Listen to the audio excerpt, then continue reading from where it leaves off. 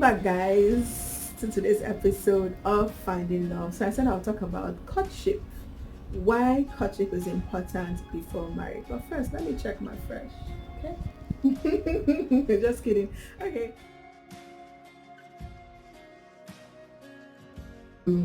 Now, the most important thing about courtship is the fact that it's a stage or a period or the best time for you to learn so much about your partner, as whatever you learn will help you in your decision to go ahead with the marriage or even in your marriage as a whole. Okay, so courtship is important. It's a period of time where you get to know everything, or well, almost everything that you need to know to influence your decision to go ahead with the marriage, and things that would help you in the success of your marriage. Okay, so number one reason to court before getting married is it's a period of discussion. Okay, questions and answers, no holds barred. A period where you and your spouse or future spouse get to talk about issues that are really important to your marriage and might pose a threat or danger to your marriage if they're not properly discussed. For instance, health issues about on health, your genotype, family, finances. It's imperative that you talk about these issues. Your children, how do you raise your children? A lot of people's marriages fail because of communication, and these are communications that should have been done or made before the actual marriage. Okay, so courting helps you discuss very in-depth issues that might pose a problem or danger to your marriage. You do not want to marry somebody that his genotype does not work with yours because of your children's sake. Okay, so people do it. Doesn't mean that people don't do it, but let it not be like a shocker when you guys get married. So let it be discussed. Health issues, if the person has health issues, things that might affect childbearing. If you have issues like impotency or as a lady, maybe barrenness or whatever, you want to discuss those things, and you guys can work it out and see how children can be brought to this world or trained by you or something. These are very important issues that you discuss during courtship. Issues of finances, money now they cause problems for marriage. So it's important that you discuss these issues of finances before you say we are taking this relationship to another level. Okay, so that is what courtship does for you. Number two, courtship is a time of character adjustments and character correction. Now, as you guys get to know each other, I'm sure you'd find some characters or behaviors in your partner that you might not like or might not be comfortable with. Now, this is the best time to discuss it and see how you can adjust it or correct it. Now, and be sure your partner is open to corrections. It's important that you're a teachable person, because these issues that you discuss during courtship, if they're not properly addressed, trust me, they would arise again in marriage. And wouldn't you want to solve some issues and let them not be a problem in your marriage, rather than let them be, and then when you are married you guys start having issues, things that should have been sorted out before you got married. Okay, so when you find issues or character defects in your partner this period, this is a time to actually tell them, oh, this is what I don't like about you, or this is what I like about you. Okay, now let me give myself an example. When I met my husband, there were some things that I didn't like doing. Okay, and for him, he was not comfortable with them. For instance, issues that bother on cooking. I'll be very honest with you. Okay, so growing up, my mom had 7 children and I had 3 elder sisters. Okay, so they would always cook it. So at some point I became curious and I'd love to cook and things like that. I'll cook. Whether you like my food or not, you eat it. And that was it. And then at some point I got too busy with my career. I was modeling at the time, so I was always busy. So a lot of times I eat outside, or when we come for events, they give us food there and things like that. So I got used to and very comfortable with not cooking. Okay, so when I met my husband, I noticed he's a man that likes home cooked meal. In fact, he likes good food. Okay, so when he noticed that the kitchen was kind of my weakness, where I didn't really like to just, I felt it was a waste of my time just being in the kitchen and just making food the whole day and things like that. You know, I didn't really like it. And it was a problem for him. And when he brought it up with me, I realized that, oh, I needed to work on these things, you know. So I started to marry the kitchen more. I started to, learn some things that I didn't know before.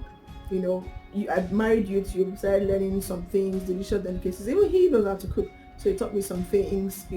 I had to be selfless. So it wasn't really about, oh, this is wasting my time. I had to take delight in cooking. And right now I can tell you that cooking is my hobby. I enjoy it. I enjoy exploring dishes. I love it. I even cook and make money from it sometimes just because, I adjusted from the corrections that he pointed out. Now, how did I also solve the issue of cooking wasting my time? What I do is I plan. Okay, so I could cook as much as 4 to 5 soup at once and refrigerate them. I thank God my husband is not one that has issues with, oh, this soup has to be cooked fresh today. No. He's a very understanding person. So I cook and stuff them in the fridge. When we need to eat, we can just warm them and eat. Okay, so doing that, I know that, okay, if I'm cooking on Saturday, I can use the whole day. If I know that for the rest of like 2 or 3 months, I won't be cooking anything afresh except, okay, rice and things that need to be cooked fresh. But when it comes to soup, I mean, that little complaints that he made me realize that, oh, okay, this is marriage and I have to adjust. Because growing up, my mom used to cook for my dad. My dad never ate outside. So it was something that I already knew that was the right thing to do. But because I had gotten comfortable with not cooking, and eating what other people were cooking, whether my siblings or outside my house, So but when I noticed that it was going to be a problem in our marriage, I started to work on it even right from when we were still courting. Okay, so that is what courtship does for you. It helps you to adjust your character or correct your partner's character and address things that might pose a danger in your marriage in the long run. Okay, so you guys should taste my food someday. Now, number 3, courtship helps with psychological preparation. Now, when you are courting somebody, it helps to, with this psychological preparation that this is somebody that I could or I would be spending the rest of my life with. So it just helps you like put yourself in the mood, gives you enough time, to process things, to think about it. Before I met my husband, I never used to think that someone can actually meet you within 2 weeks and actually propose to you. Okay, so it was kind of like a shocker and kind of like should I say a confusing thing. Even though I got a lot of signs from God that this person is my husband, I just still wasn't psychologically prepared.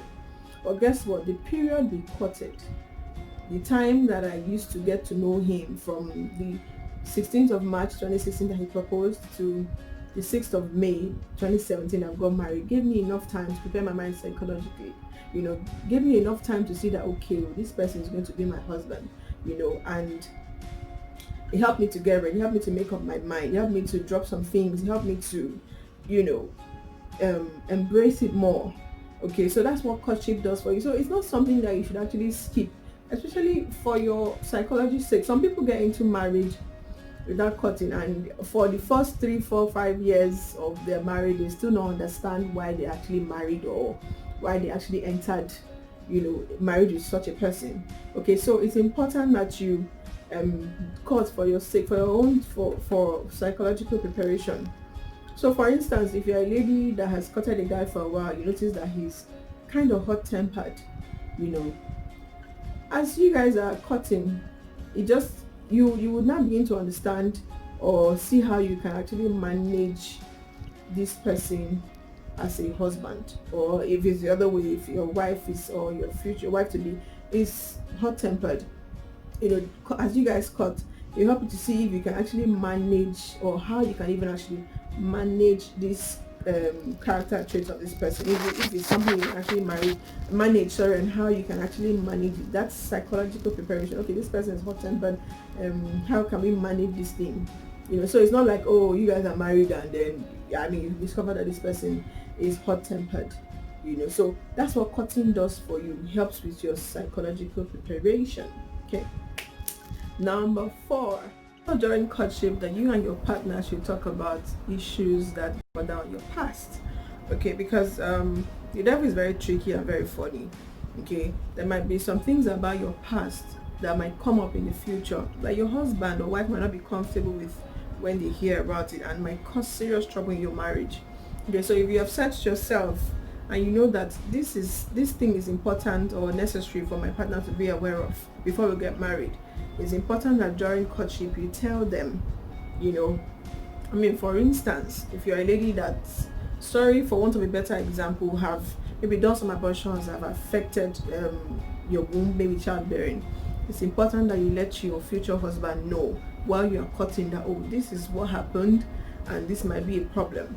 Okay, and then they would now be left to decide if they want to continue, what can be done about it. Or for instance, you are a man and you're bisexual, or you were bisexual. Why did I give this example? Okay, so I saw a reality series, Love is Blind, on Netflix, and there was a guy there that was courting a lady, and he didn't tell her during the time they were getting to know each other from the first stage, inside the pod. I mean, I've talked about this before, so I don't want to go into the details. When they were in the pod, he didn't tell her that he was bisexual, or he had been bisexual in the past. He skipped that detail. When they came out and were looking to take the relationship to another level, where it was few days to their marriage, that was when he now opened up to her, and she didn't find it funny. Okay, so it's important that anytime you're courting somebody and you feel that you have a past that might be a problem, I mean, it's okay to want to keep some things, to reserve some things. I mean, it's for discretion's sake. It's okay. But anything that that might have happened in your past, for instance, maybe you got arrested and it might come up again in the future, it's important that you tell your partner, let them be aware, so that if it comes up in future, maybe if we're already married, it will not be a problem. The devil cannot use it, to tamper with your marriage. Okay, so courtship is a period of time where you guys tell each other about your past, especially things that might pose a problem in your marriage in the long run. Okay. Number 5, courting is a period of time where you and your partners discuss how your lives will be, or how you want your life to be after marriage. So your expectations after marriage, so aka your expectations. It's important that you and your partner discusses your expectations after marriage. Discuss things about your home, your family, your food, cooking, house chores. Discuss how you want your lives to be after marriage, your career. Discuss if you want to be a housewife, or if you want your husband to be a house husband, or whatever it is that you expect after marriage. That's the best time to discuss it. Let me give an example. I saw a series recently, The Bold Type. Now, what I learned from it was communication. How important communication is, both before, that's during courtship, and during marriage. And there was this lady, her career, she was really successful in her career. She was a chief editor, yes, of a big magazine.